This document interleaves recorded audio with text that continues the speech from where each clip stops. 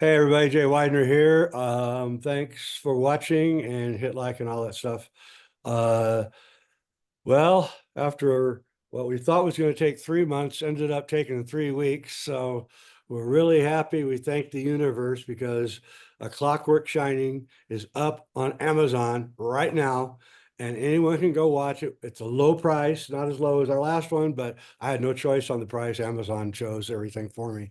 But it's up, it's good, and I remember a quote from Quentin Tarantino where he said that no one's ever made a good film past their 60th year. I think he's 62, so you better be worried. And I know what he means because directing is so physical that it's like baseball or football. It's a young man's sport. It really is, or a young woman's sport. It's just physical. There's nothing you can do about it. You're exhausted every day, and you can't do it when you get older. So I always thought, oh, Quentin Tarantino's not really giving up making movies. He's just going to write and produce movies and let somebody younger direct and do all the extra. I think that's what's about to happen. Anyway, that's the situation I got myself into. I quit making films, quit production in 2018 and retired and went to my ranch in Colorado and took up the two things I wanted to take up my whole life and never got to, which was being a really good cook or a good chef and gardening. And I did both. And then 2 years ago, a year and a half ago, yeah, Ryder and I were talking, and we decided to make Clockwork Shining. That was our first decision. And then only later did we change our mind and go first with JFKX. And I think that was the best thing we ever could do because it was a great way to launch our combination of skills and see where we're weak or where we're strong and all that. So that when we did do A Clockwork Shining, it would be amazing. And it is. I think it's actually the best film of 2024. I know that sounds crazy. Hey, Ryder, how you doing?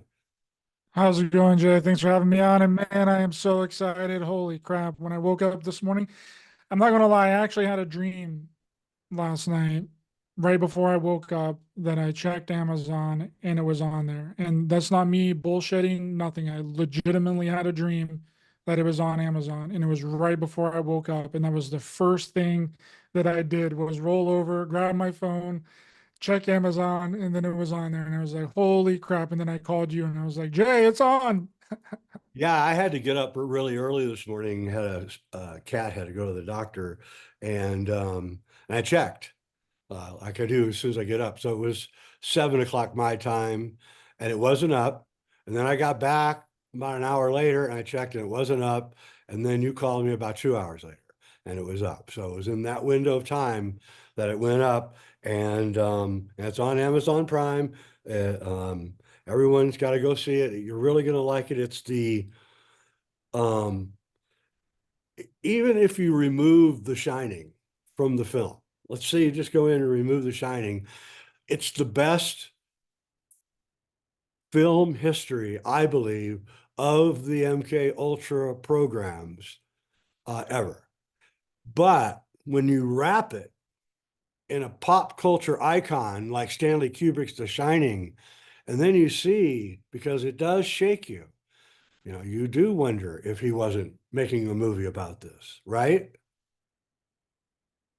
Yes, it's very difficult to argue with our analysis. I 100% believe, and I've shown it to a few people so far. They got to see the screener copy of it, and they were just completely blown away. They're literally like, "There's so much information in here. I got to rewatch it again," Yeah. and that's really it's really fast paced. It moves really quickly, but there are some breaks in there where you can kind of catch your breath, but you don't catch your breath for very long, and then it's like right back into it. It's a pretty long movie.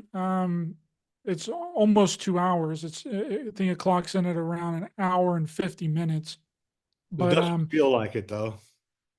that's what other people have said as well. They've said that it's once you start watching it, you can't stop watching it, is Yep. what people have told me, like my friends that have seen it so far, and of course it just got released today, so the majority of people have not gotten to see it. I've only sent it to a handful of my really close friends, and they're like, "Yeah, this is a very fast pace. It moves quick. You want to rewatch it again, and it encompasses so much in there that that they're pretty much like there's so much going on that it that really recommend people to just buy it. And that's really what's going on. Cause you're going to, I think you can, when you rent it, you can watch it for like 24 hours over and over again. But you're going to, it's kind of like with JFKX. I said the same thing with JFKX when we made it, was that you're going to want to buy it because you're going to want to watch it several times over and over and over again. And I think that we did a really good job with encompassing everything that we wanted. I mean, I could have made this movie like 3 hours long. This could have easily have been a 3 or 4 hour long movie, but because there's so much stuff that we could have said in there, but we might end up doing a director's cut or something later on with the movie as well. But yeah, that's kind of where we're at right now, and I'm really excited about it. Yeah, And we brought in a whole bunch of information in the film that's really never been presented before, including this idea that perhaps because of the failure of Barry Lyndon, which is Stanley Kubrick's greatest failure of all his films, he had just signed a contract. Excuse me, I'm fighting a lung infection. He just signed a contract with Warner Brothers, and he delivered with Clockwork Orange, but he failed massively. And what happened is, and I find this really fascinating, is in around 1973 or four, he was offered to do The Exorcist. Um, and, uh, and Warner Brothers had this incredibly great idea that what we will do is we'll take a horror novel that's a bestseller and we'll marry it to a type A top director and an A-list director. And so they got William Friedkin, who was hot off of The French Connection, who's a great director. Nobody can argue with that. He is a great director. And they married them together, and they had one of the biggest hits of all time, The Exorcist. And Kubrick had turned that down. So it's really important to understand that. He chose to do Barry Lyndon, which was a very expensive movie, and it lost a lot of money. And I believe, I can't prove this, but I speculate in the film, I believe that around 1975, when The Shining had not yet come out as a novel, Stephen King's The Shining, I know he was given a pre-sale copy of the book. I believe he was told by Warner Brothers that you kind of have to make this. This kind of has to be your next project. Why? Because they're trying to get, double lightning. They want a top A-list director married to a top best-selling horror novel, which The Shining was. And I think because he had turned down The Exorcist before, Kubrick kind of read the writing on the wall. I don't think anybody forced him to do it or anything, but he took the book and decided to make it. And it's, as we point out in the film, Kubrick didn't believe in the supernatural. And that's all that book is. It's ghosts and trying to influence his family and everything. And Kubrick it just wasn't his cup of tea. And everybody has their belief systems, and that was his. He was a firm believer in grit reality. So he had a lot of problems with the book, is what we speculate, right? yeah, it's really interesting because we bring it up in the film too, is like, is this really a horror film? Because it's really not. There's not really anything that happens in the movie that is considered to be horror-esque besides the last like 30 minutes of the movie is the only parts that are like horror. And I got to be honest with you, Jay, like the first time that I seen it, and I got to be honest with the audience too, I did not like The Shining. Neither did I. I thought that it was boring. There was nothing going on. And I was like, what is this? Why are people so fascinated with this? It makes zero sense. And then it wasn't until I was sort of forced to watch it several times over and over and over again. And then I watched it when I was bringing you on my show around 2 years ago. Yep. And I was like, huh, there's a lot of really strange things in here. And it started to click with me. And I'm like, holy crap, this is over here. This is super symbolic. This is going on. There's a poster over here. There's something on in the background of the gold room. There's a freaking swastika in the background of the gold room, like all this different stuff. There's a handprint on the lady's ass that's walking by after Jack gets up from the bar before he bumps into Grady. There's all this stuff that's going on that I really don't think that a lot of people have seen, which is really wild that you can watch it still and find things that people still haven't seen, and that's what my kind of problem was with it. Was whenever I was, watching it and running my analysis through it, I was like, I'm not going to find anything that people haven't seen in this movie yet. But it turns out that I did, and there were several things that the swastika in the gold room. I believe 100% that no one has ever seen that ever. I was probably because I seen it on a big screen. I saw that in the theater. They did a replay of it for Halloween last year, so I went to the theater and I got to see it on the big screen, and that's the only way that I would have even noticed that that was even there, Yeah. because I seen it on the big screen.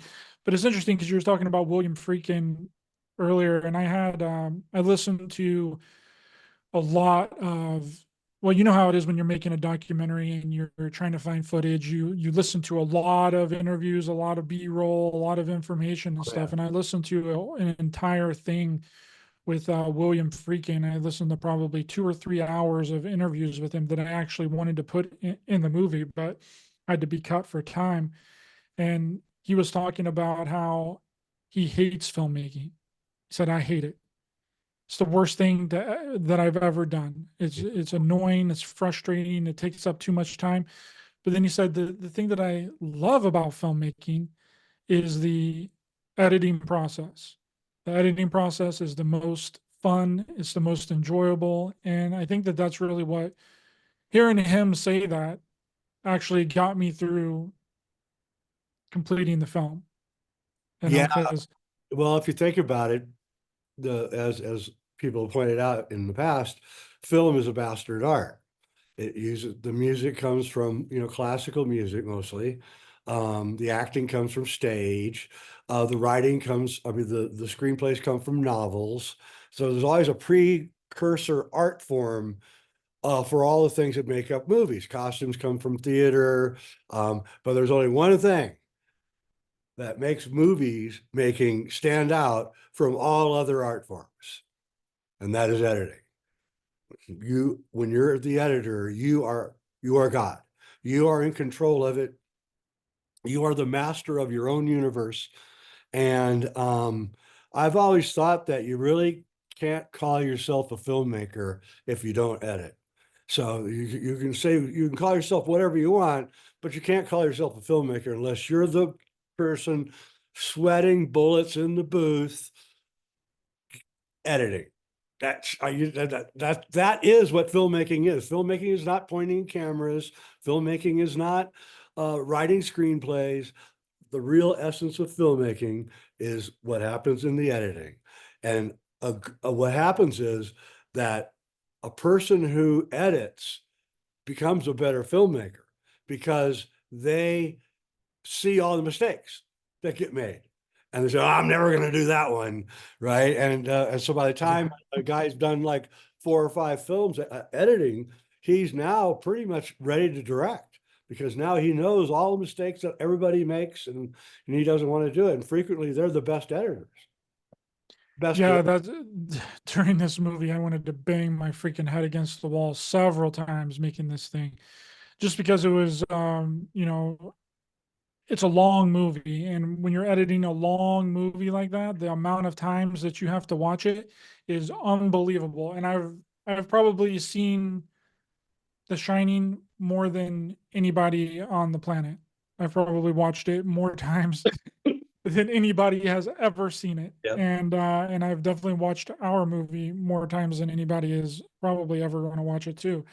But the editing process is a lot of fun in putting everything together and telling a cohesive story because Yeah. It's like a uh giant jigsaw puzzle, right? yeah, But you know what? You had a jigsaw puzzle that was like 25 feet by 25 feet. That was your problem. Yeah. We'll find the first piece, right? Where do you yeah. start? You know? Yeah. But I Well, think it's important to great have job. a vision with it. And I kept my vision through the entire editing process. Like I knew where everything needed to be and I knew how everything needed to hit because I had already, raked it over in my mind several times. I mean, from the time that we decided to start shooting this movie, every single night, all I did was think about how I wanted this movie to flow and the ideas and where I wanted everything in Yep. my head. That's what I did, and that's what I had to do because I knew when it came down time to actually do it, I couldn't waste my time trying to figure out where everything needed to go. I already knew where everything needed to go. Yeah. Yeah, and then we got a lot of surprising information in the interviews we did. We interviewed Walter Bosley. We interviewed Kathy O'Brien, the victim of the Monarch MK Ultra programs. Walter Bosley, of course, was in the Air Force OSI, the Special Investigation Arm of the Air Force. Plus, he was in the FBI. Mark Devlin is in it. He's a specialist in the entertainment world, and he brings in a whole bunch of incredible information. Joe Atwill, who's an expert on Catcher in the Rye, and most people have never really caught the fact that at the beginning of the movie, the first time we see Shelley Duvall, she's reading Catcher in the Rye, and there's this whole background behind that. Over and over, we discover through The Shining pointers to MK Ultra programs, and they're all through the movie. I don't want to give away too much, so but that's one of the most important ones. So, and then when we look into Kubrick, and we were very nice to Stanley in this movie, I think. Oh, I know what I want to bring up before I go into that. So in our movie, we present, oh no, Stanley Kubrick's less known ending to The Shining. There was another ending to The Shining that Kubrick lopped off at the last second because, well, we don't know. Maybe I think he had one excuse, but I think the real excuse is because the alternate ending, the ending that was at the first cut of The Shining, reveals that it actually is an MK Ultra operation. And Yeah, we show an AI generated we show the ending in our movie, an AI generated ending. And it's really interesting what happens in it. And we explain all of it in the film, but it gave away too much, don't you think? absolutely. And I think that was a big reason because the excuse is that Kubrick ran test screenings of his movies to the test screenings of the movie The Shining to people, and people were just getting up and leaving before the credits had rolled, and they were just not talking to each other. They weren't conversing with each other, and they would just get up and leave.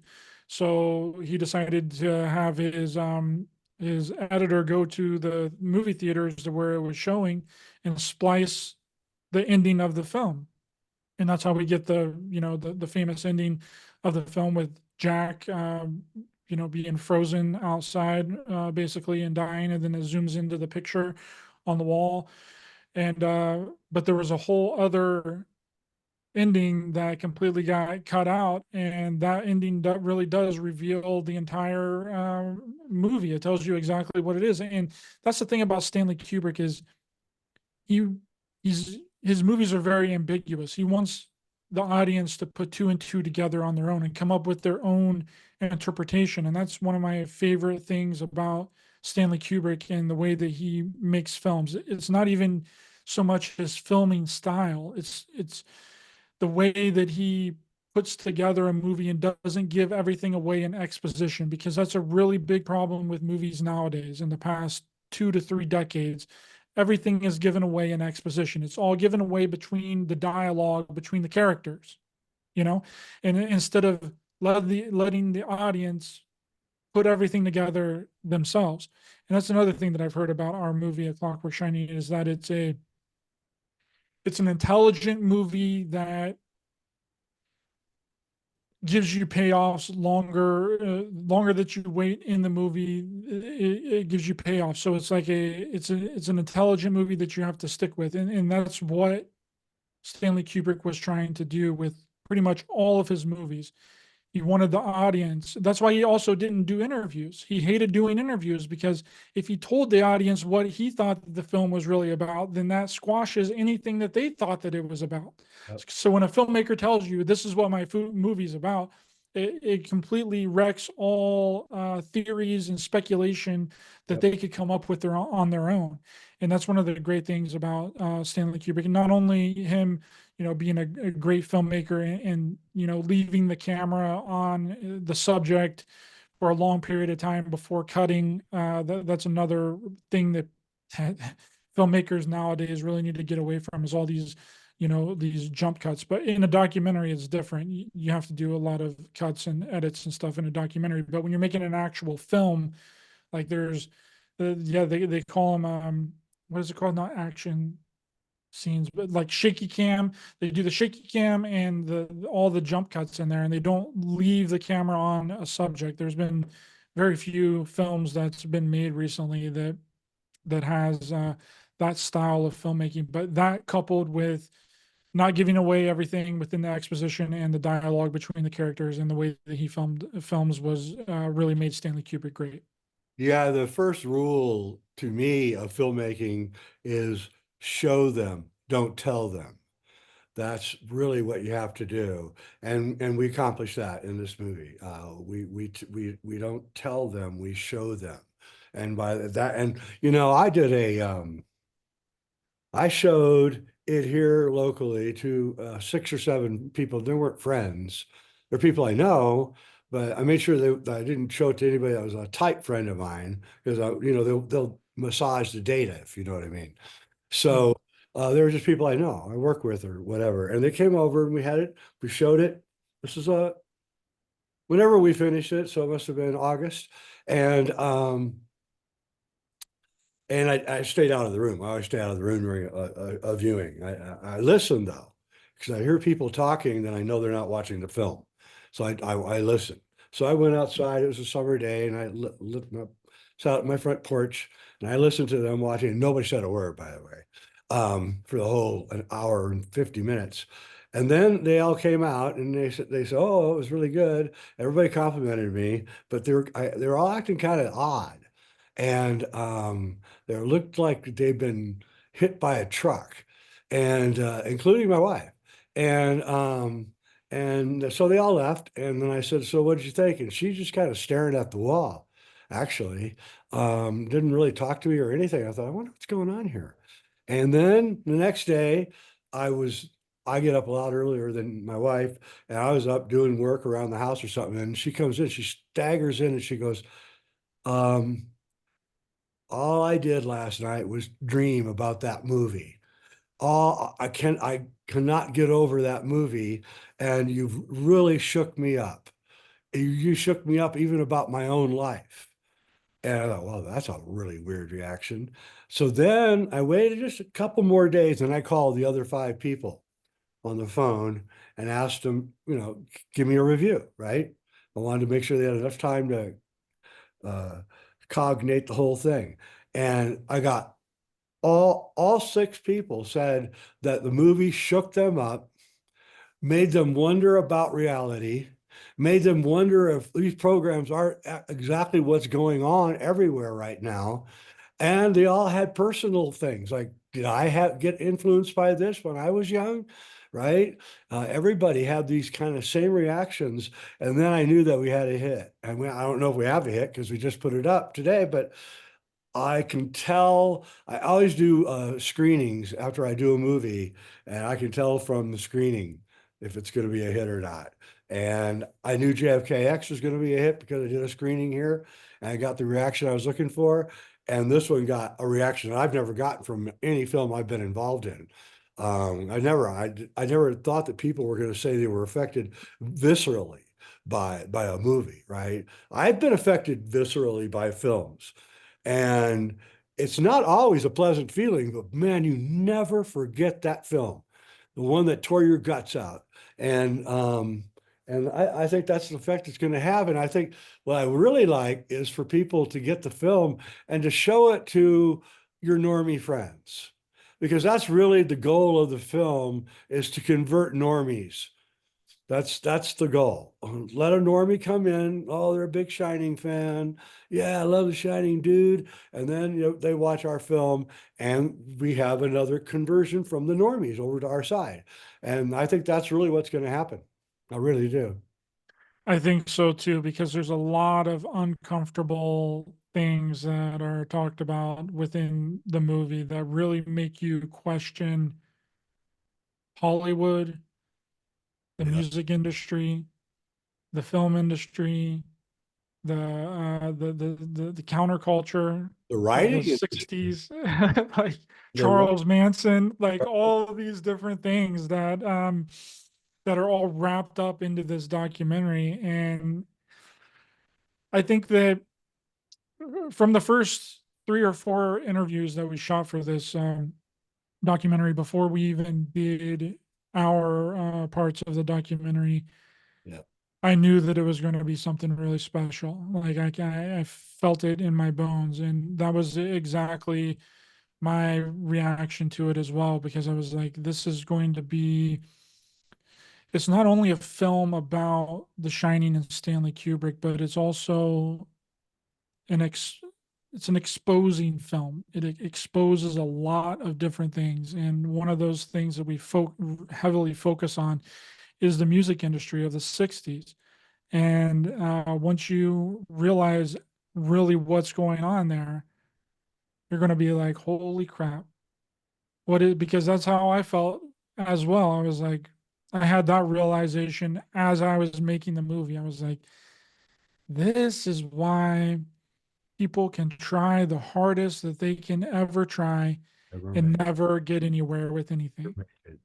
You can't, I can't tell you how many times in my life I was okay. I could tell my story because I got lucky when I went to Hollywood. All right. But my luck ran out after just 3 years.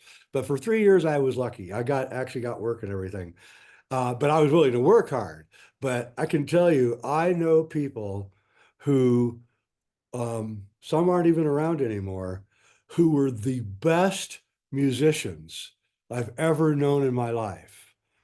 I mean, absolutely stunning songwriting skills, stunning musicians, stunning piano playing, guitar playing, and went got to their 50s and could never made it and could not understand why they never made it. Well, you watch our film and you'll find out why all these people that try to make it never make it, because they don't have the connections. It's all about. That's right. They don't have the backing. They don't know the people that knows the people. And dare I say, they're not a part of a specific family of that has connections. Yeah, well, it's kind of like a cadre of families where they've been around and ruling our country for a long time, and and these are their children, you might say, and the actors too. Let's not forget Jack Nicholson was the number one actor of the Laurel Canyon film scene of the 1960s. We started in Easy Rider and Psycho, not Psycho, Psyched Out, and the Monkees film Head. The Monkees lived in Laurel Canyon. People don't know that either. The Monkees were a completely made up band. Yet they were completely accepted in Laurel Canyon as peers, proving that there was more in the Laurel Canyon scene than we've been led to believe.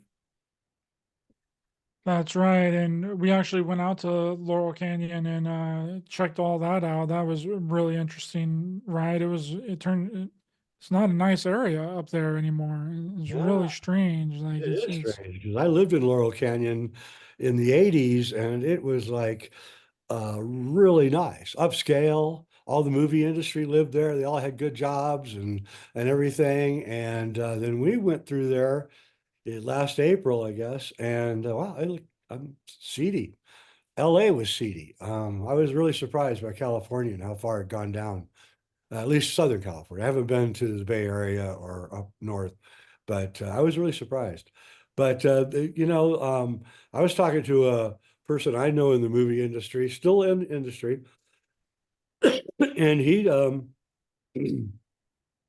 says that he gets his usual 50 emails a day from people who want jobs in Hollywood, right? Looking for a job from him because he hires people. And basically, he has one email now. He just copies and pastes and sends. It says, "There's nothing here for you. Stay in your own hometown. Make your films there. Don't come here because there's nothing here." So I think the film industry is dying. I really do. I think it's going to be little um, uh, films with a lot of heart, like a Clockwork Shining, that are going to be what succeeds from here on out.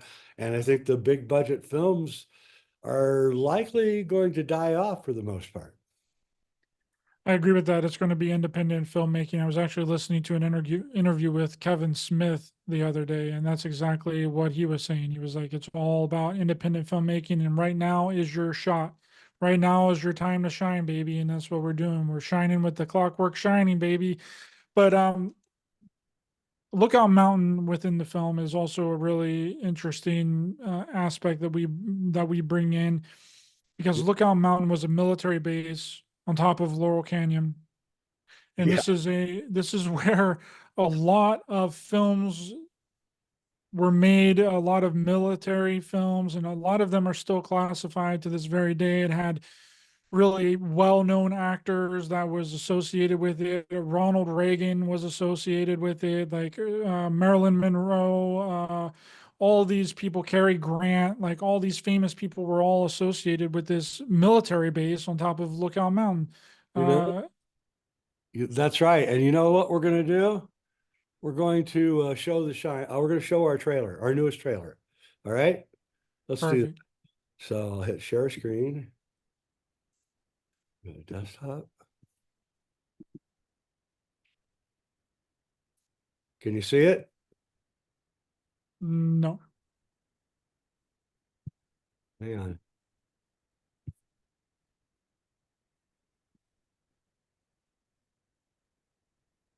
Can you see it yet?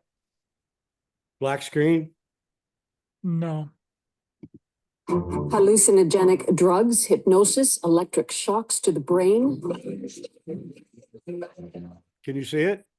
no, I can't see it. Yeah, I got to figure out what's going on here. Share screen.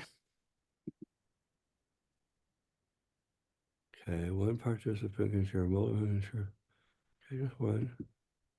Okay, then we'll do it. Here, I might be able to get it up actually quicker here. Okay, try it. There we go. I think it's up. Can you see it? Yep. Here we go, folks. Our newest trailer. Oh, can't hear it. Can't hear it? Okay, hold on.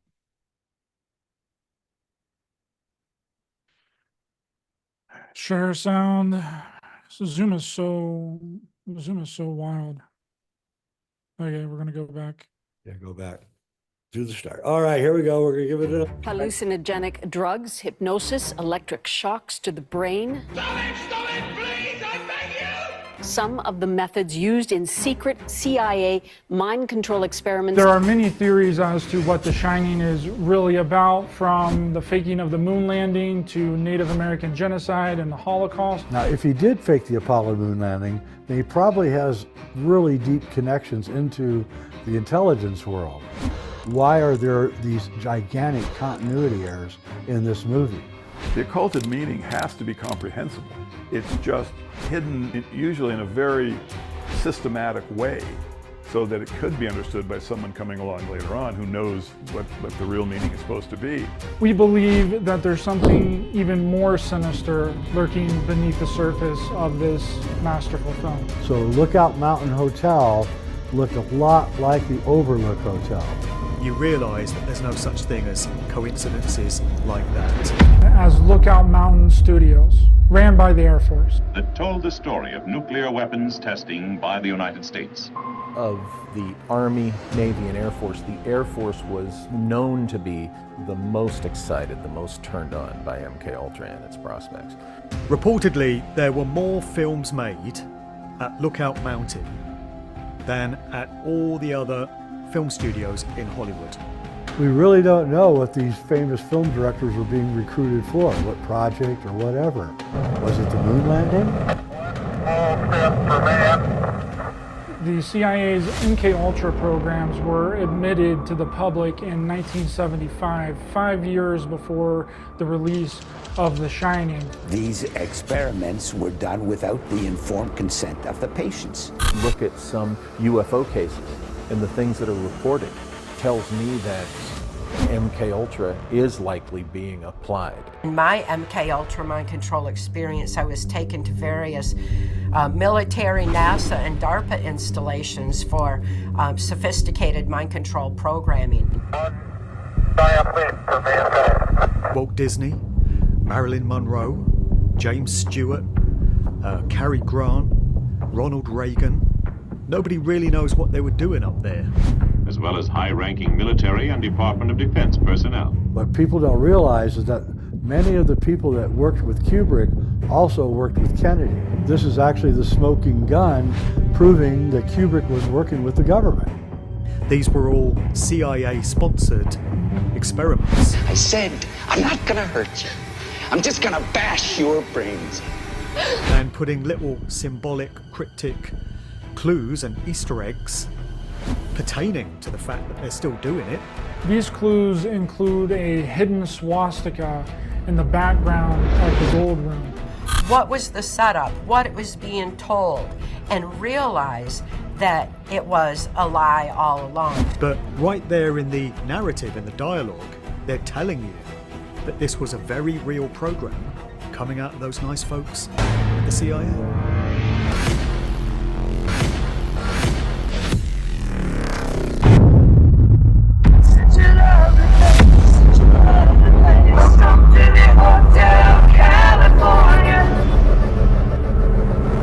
Here's Johnny!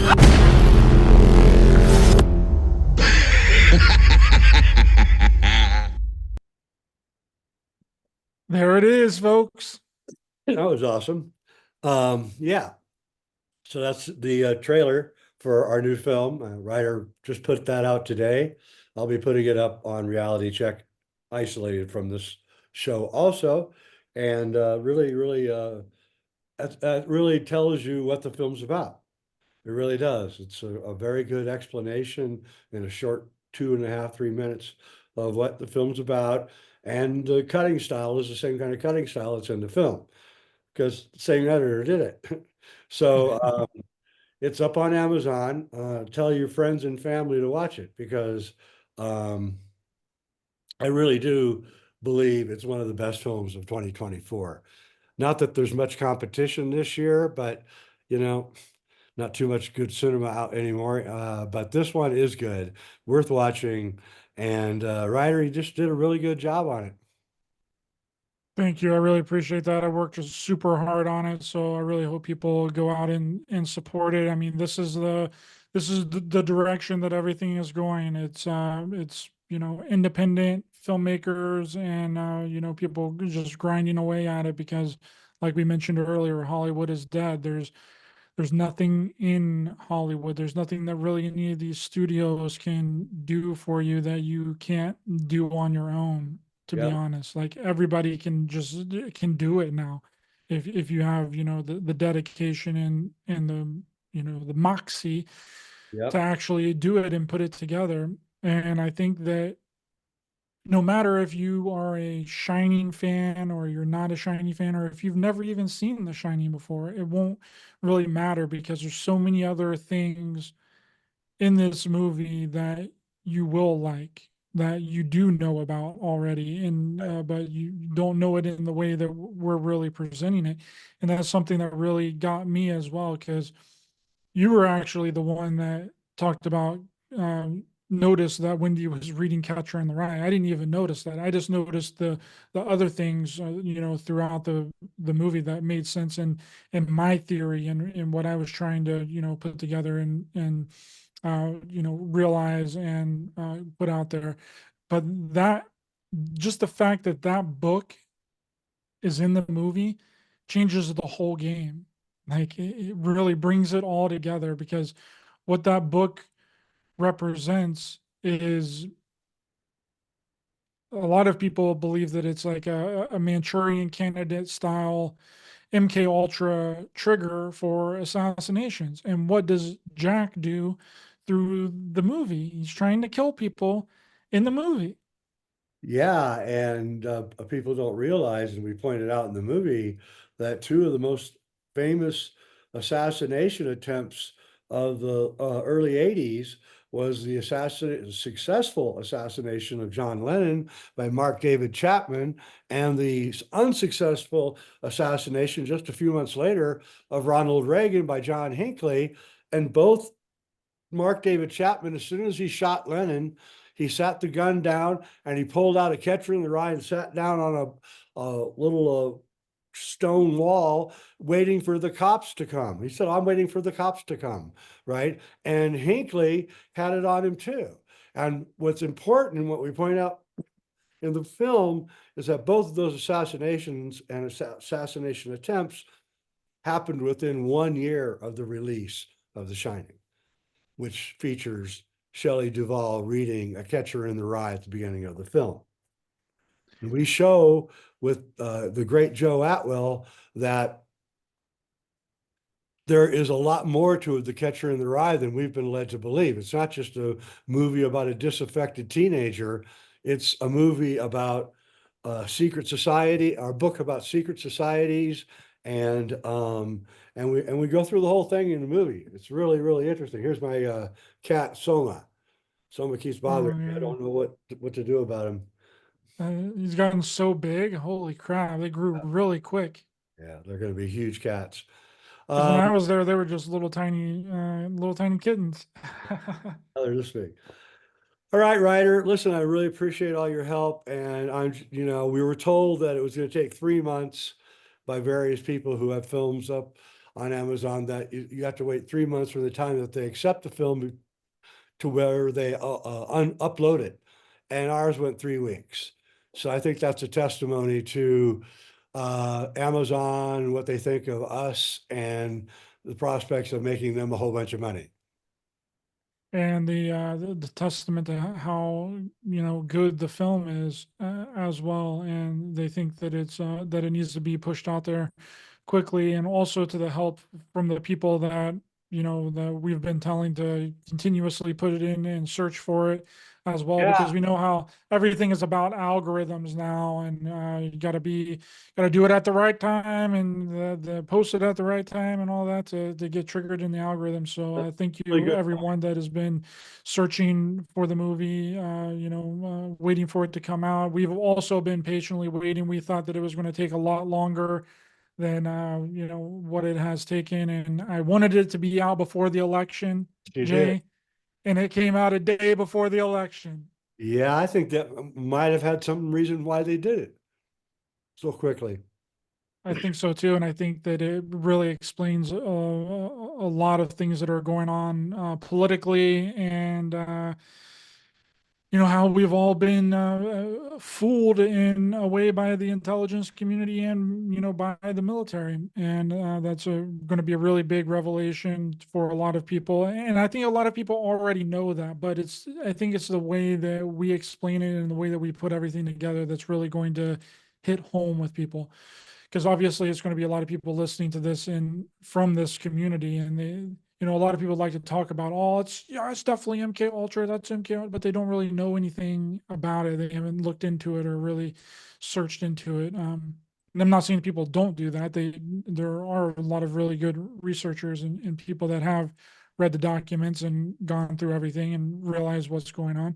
But it's just been expanded to, they tried to figure it out on an individual level. Once they figured it out on an individual level, they were like, okay, well, let's just do this to everybody all at once, all at the same time. And what does that look like? It looks like what's happening right now. Modern world. Yeah. Yeah. And the Yuri Bezmenov stuff that I put in there as well. Like that's a kick in the ass too, because you listen to that whole, just that section that I put in there really tells you everything that you need to know about our culture and the way that we've been ideologically subverted and how things have been put there on purpose in order for us to believe in and to distrust your neighbors, distrust your friends, distrust your family, and Everything. yeah. And former director of the CIA, the late asshole Bill Casey once said, "We will know that we are successful when everything that everybody believes is bullshit." And that really is the whole point of the MK Ultra operation, is to make you not trust your own view of reality. And so I kind of look at A Clockwork Shining as, you guys used heavy duty propaganda on us for 70 years now. And this is us shooting back. This is us taking your propaganda and the methods of propaganda and pushing it right back in your face. And I think we did an excellent job with it. Yeah, once you realize that the entire counterculture movement was set up by the CIA, and then they also squashed it with the CIA, like it's like, what's going on here? You got the whole Manson Tate murders, which was basically put there to squash the thing that they created. Yep.